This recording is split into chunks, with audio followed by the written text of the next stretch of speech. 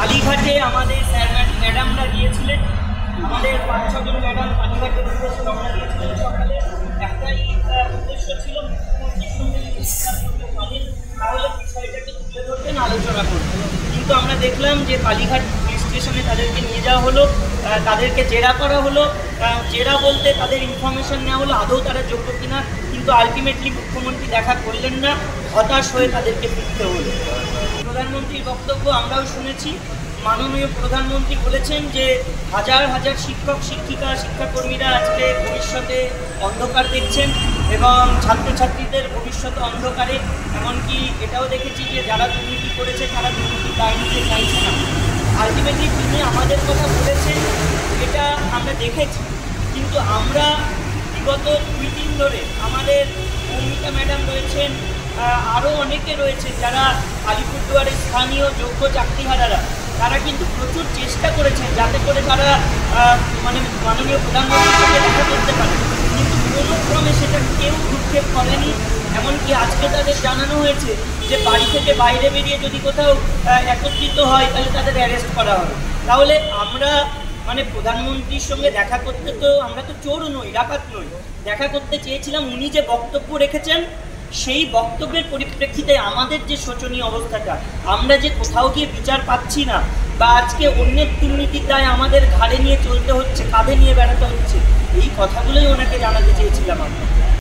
উনি দুটো পদ্ধতির কথা বলেছেন। প্রথমেই বলেছেন যে পরীক্ষা, দ্বিতীয়ত বলেছেন রিভিউ। আমরা তার বক্তব্যের সঙ্গে সহমত পোষণ করছি, কারণ একজন রাজ্যের মুখ্যমন্ত্রী তিনি জানেন যে কত বড় একটা দুর্নীতি হয়েছে, যার জন্য আজকে আমাদেরকে রাস্তায় বসে থাকতে হচ্ছে, ঘুমাতে হচ্ছে। ন্যায়ালয়ের দরজা বারবার খটখট করতে হচ্ছে শুধুমাত্র দুর্নীতির কারণে।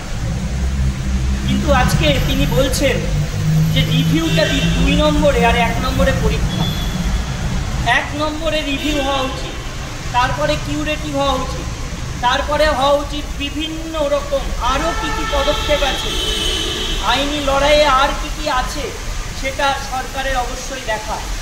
আইনি লড়াইয়ে কীভাবে আবার পরীক্ষা না দিয়ে যোগ্য যারা তাদেরকে পুনর্বহাল করা যায় সেই ব্যবস্থাই কিন্তু সরকারকে করতে হবে। স্কুলের বাচ্চাদের পড়ানোর বিষয়বস্তু একরকম, আর কম্পিটিটিভ পরীক্ষায় বসার বিষয়বস্তু আর এক রকম। সেটা সবাই পারবে এমনটা নয়। কারোর বয়স বেড়েছে, কেউ হার্টের রোগে আক্রান্ত, অনেকেই আছেন যারা প্রেগনেন্ট ম্যাডাম রয়েছেন, অনেকেই আছেন ব্রেন স্ট্রোকে আক্রান্ত। তারা কি করে পরীক্ষা দেবে? তাহলে যেদিন পরীক্ষার দিন ঘোষণা হবে সেদিন এনারা যদি প্রেজেন্ট না থাকতে পারেন তাদের চাকরির কী হবে? তার দায় কে নেবে?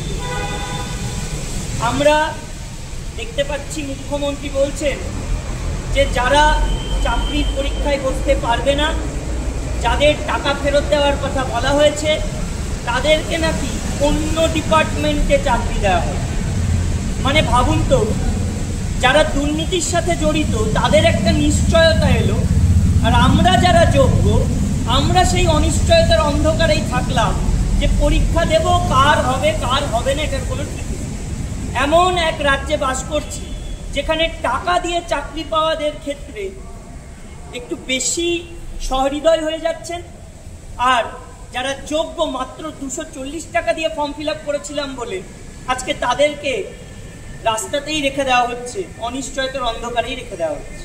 আজকে একজন শিক্ষক নয়, এরকম বহু শিক্ষক শিক্ষিকা শিক্ষাকর্মী রয়েছে যারা কিন্তু আজকে এতই ডিপ্রেসড, এতটাই অ্যাংজাইটিতে ভুগছেন যে যখন তখন যার স্ট্রোক হতে পারে, হার্ট অ্যাটাক হতে পারে।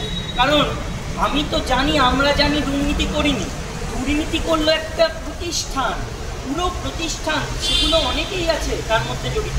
তাদের দুর্নীতির কারণে আজকে যদি আমাদের চাকরি চলে যায়, সবাই তো নিতে পারে না এটা। আজকে অবশ্যই তিনি রোগে ভুগছিলেন, কিন্তু এই যে অ্যাংজাইটি বা ডিপ্রেশনে ভোগা, সেটাই তাকে স্ট্রোকের দিকে ঠেলে দিয়েছে। আমাদের দাবি নোটিফিকেশন হচ্ছে সুপ্রিম কোর্টের অর্ডারে, এবং তারপরেও নোটিফিকেশন দেওয়া মানেই কিন্তু পরীক্ষা দিতে আমরা বাধ্য নই। আমাদের একটাই দাবি, যারা যোগ্য যারা অন্যের দুর্নীতির জন্য আজকে এই শোচনীয় অবস্থার সম্মুখীন, তাদের সকলকেই ন্যায় বিচার দিতে হবে এবং রাজ্য সরকারকে সম্পূর্ণ দায়িত্ব নিতে হবে কীভাবে পুনর্বহাল করা যায় সসম্মানে একই চাকরি। আগামীকাল 30শে মে শুক্রবার শিয়ালদা থেকে একটা মহা মিছিল করব। আমাদের দাবি থাকবে নবান্নে মুখ্যমন্ত্রীর সঙ্গে সাক্ষাৎ এবং পরীক্ষা বসা নয়, পরীক্ষা ছাড়া কিভাবে যোগ্য যারা দুর্নীতির সঙ্গে যারা আপোষ করেনি তাদের চাকরিতে পুনর্বহাল করা যায়, তার জন্য কি কি পদক্ষেপ মাননীয় মুখ্যমন্ত্রী নিচ্ছেন, কমিশন নেবে বা রাজ্য সরকার নেবে। আমরা কালকে যে মিছিল করব সেই মিছিল হবে অর্থনগ্ন মিছিল। শিক্ষক শিক্ষিকা শিক্ষাকর্মীরা তারা অর্থনগ্ন অবস্থায় মিছিল করবেন। তার একটাই কারণ যে আজকে সরকারি দুর্নীতি, কমিশন পর্ষদের দুর্নীতি, তারা এই শিক্ষা ব্যবস্থাকে এবং আমাদের যোগ্য চাকরিহারাদেরকে আজকে নগ্ন করে ছেড়ে দিয়েছেন। এবং এই বিচার ব্যবস্থা যেখানে আমরা বিচার পাওয়ার জন্য যাই সেই ন্যায্য বিচার আমরা পাইনি, তাই তারাও আমাদেরকে সেই নগ্ন হওয়ার পথে এগিয়ে দিয়েছেন।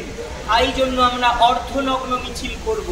পরিস্থিতি যদি শোচনীয় হয়, ভবিষ্যতে যদি দেখি যে যোগ্য ও মেধার ভিত্তিতে চাকরি পাওয়া একজনও যদি বঞ্চিত হয় বা তারা যদি তাদের চাকরিতে সসম্মানে ফিরে যেতে না পারে, তাহলে আরও কঠোর পদক্ষেপ আমরা নিতে বাধ্য হব।